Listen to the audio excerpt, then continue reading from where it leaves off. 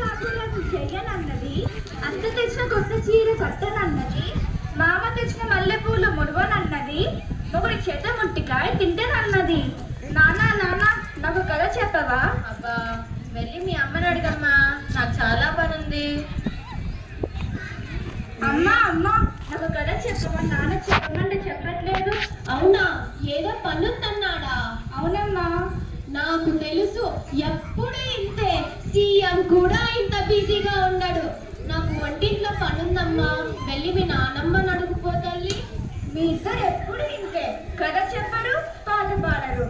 అసలు నేనేం అడిగినా పని ఉంది అని అంటారు. నానమ్మ నానమ్మ నాకు కథ చెప్పవా? నిన్నట్లాగానే. నా బంగారు తల్లి, నా చిట్టి తల్లి, అలా పెరట్లోకి వెళ్ళి చెప్పుకుందాం పా అమ్మ.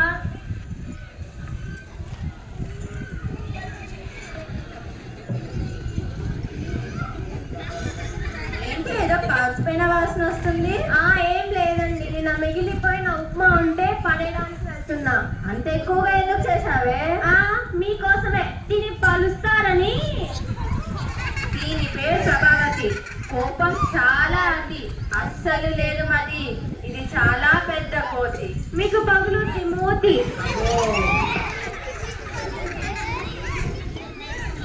అయినా ఇంత చేసి పడేసే బదులు ఆ ముసలిదానికి పెడితే పోలా? అత్తయ్యా, ఓ అత్తయ్యా, మీకోసం ఉప్మా చేశాను, తినండి.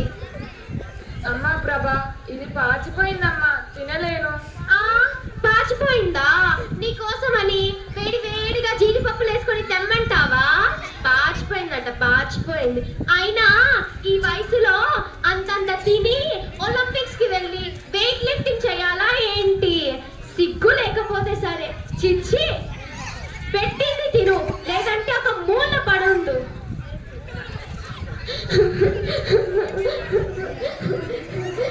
ఏమండి, నా ఇంట్లో ఇంతమందికి నేను చాకరీ చెయ్యలేదండి. నీకు ఇప్పుడు ఏమైంది?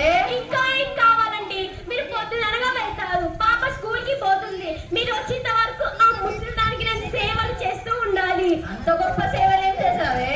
ఏం చేశాను మీకు చెప్పాలా ఏంటి? చెప్పకపోతే అర్థం చేసుకోలేరు. సరే సరే, ఇప్పుడు నన్ను ఏం చేయమంటావు చెప్పు. ఇంట్లో నేనన్నా ఉండాలి, ఆ ముసలిదైనా ఉండాలి. ఇప్పుడే చెప్పండి. ఈ వయసులో ఆమె ఎక్కడికి వెళ్తుంది? ఎక్కడికైనా పంపండి. ఆ ముసలిని మాత్రం ఇంట్లో వద్దు. ప్రతి ఊళ్ళో ఉన్నాయి కదా వృద్ధాశ్రమాలు, ఎక్కడ చోట చేర్చండి. వృద్ధాశ్రమానికి ఫోన్ చేయండి. చేస్తానులే. ఇప్పుడే చెయ్యండి. చేస్తున్నా.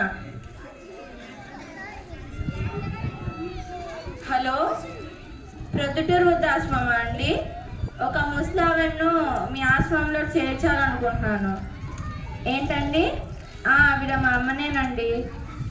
అనాథలు మాత్రమే చేర్చుకుంటారా? సరేనండి. ఏమి అనాథలు మాత్రమే చేర్చుకుంటారంట? అనాథ అని చెప్పండి, వేరే ఊరికి చేయండి. చేస్తున్నా. హలో, కడప వృద్ధాశ్రమమా అండి? ఒక ముసలావెన్ను మీ ఆశ్రమంలో చేర్చాలనుకుంటున్నా. ఆమెకి ఎవరు లేరండి.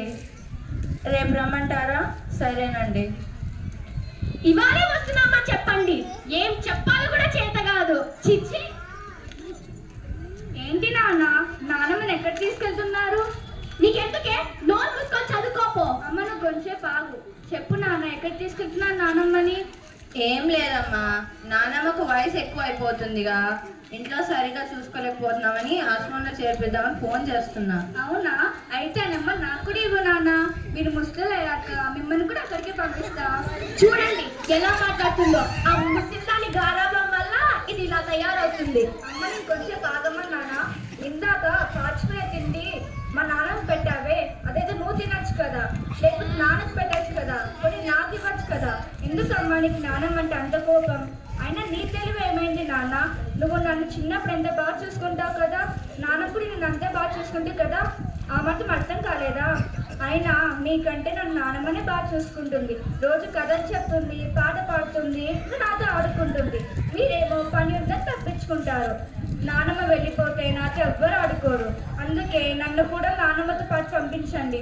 అప్పుడు మీ ఇద్దరే హ్యాపీగా ఉంటారు. అంత పెద్ద పెద్ద మాటలని మమ్మల్ని బాధ పెట్టకు తల్లి. మరి నాన్నమ్మ బాధపడదా అమ్మా?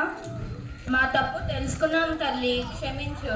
నన్ను కాదు, నానమ్మ దగ్గరికి వెళ్ళి ఆమె కాళ్ళ మీద పడి క్షమించమని అడగండి.